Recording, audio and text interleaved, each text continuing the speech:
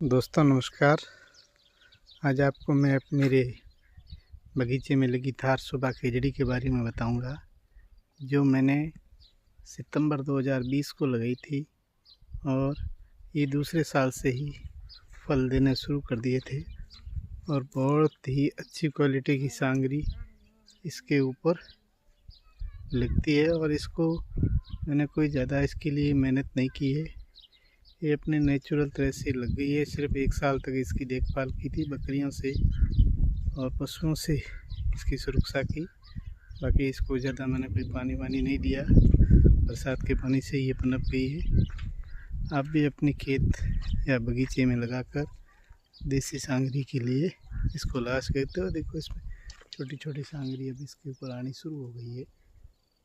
अगले 3-4 दिन में ये लग जाएगी, तब मैं इसका दूसरा वीडियो आपको अपलोड करके भेजूँगा।